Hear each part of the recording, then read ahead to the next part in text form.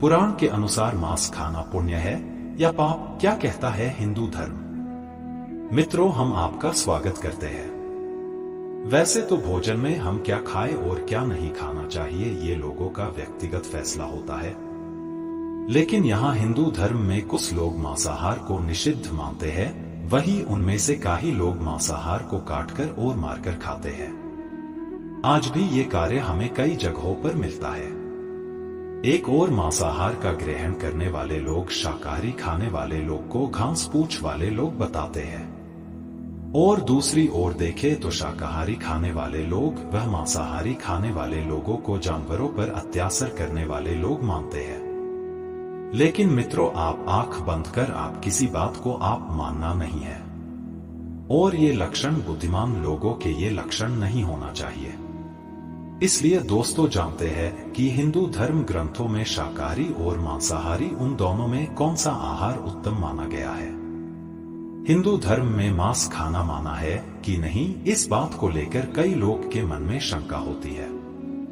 इसका कारण कुछ लोगों के मन में वेदों के विषय कुछ प्रकार की शंका पैदा होती है, जिनके वजह से वह समझते हैं कि वेदों में मांसाहार का विधान लिखा गया हुआ है।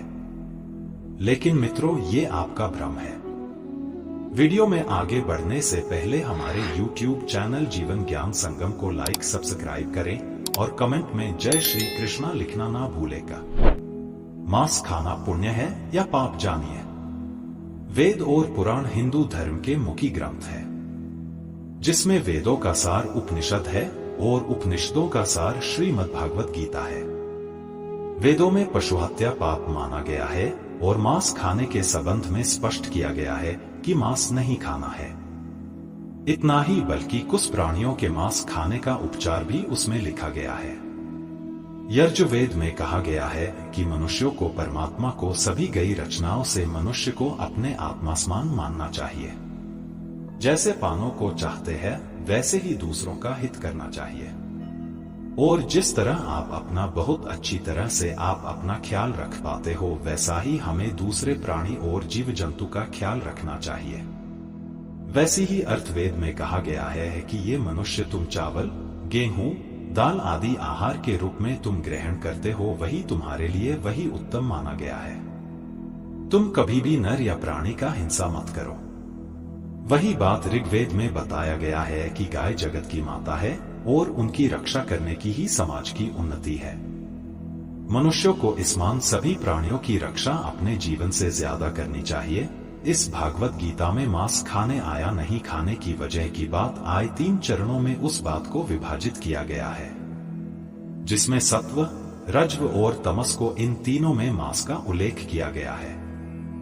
गीता के अनुसार अन्न से ही आपके मन के विचार बनते हैं। जो मनुष्य सात्विक का भोजन करता है उसकी सोच भी सात्विक रहती है।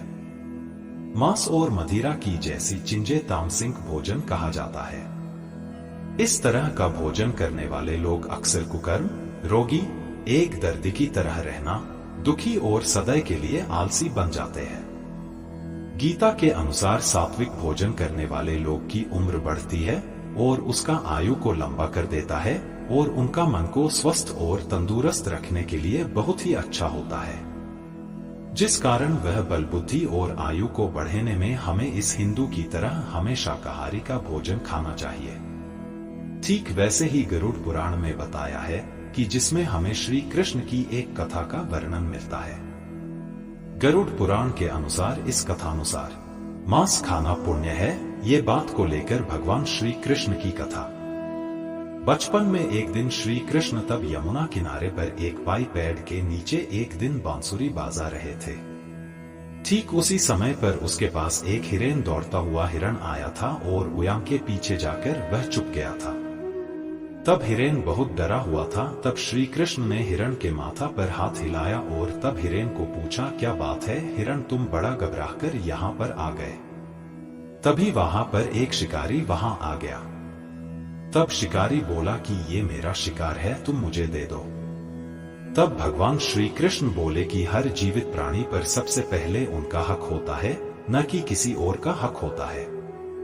ये बात सुनकर शिकारी को बड़ा ही क्रोध आ गया था। उस शिकारी गरज हुए कहा, भगवान कृष्ण को ये मेरा शिकार है जिसे मैं पकाकर खाऊंगा। ये बात छोड़ो, तुम मुझे तुम्हारा ज्ञान मत दो। इस प्रकार ये बात भगवान श्री कृष्ण दोबारा बोले कि किसी भी प्राणी को मारना या जीव को मारना ये बड़ा ही पाप है। क्या तुम पाप के भागी बनाना चाहते हो? मांसाहार ये पापा है या पुण्य, ये बात तुम नहीं जानते हो।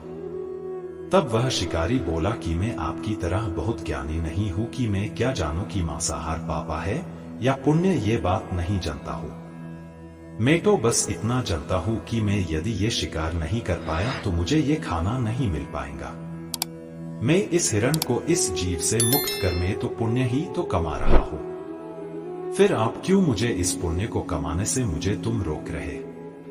जहां तक मैंने सुना है कि जीवा हत्या तो शास्त्रों में उसका उल्लेख किया गया है। तब राज भी शिकार करते थे, तब ये पाप नहीं कहलाता था, और इस पाप का मैं ही क्यों अब भोगी बनूं, बताओ तुम।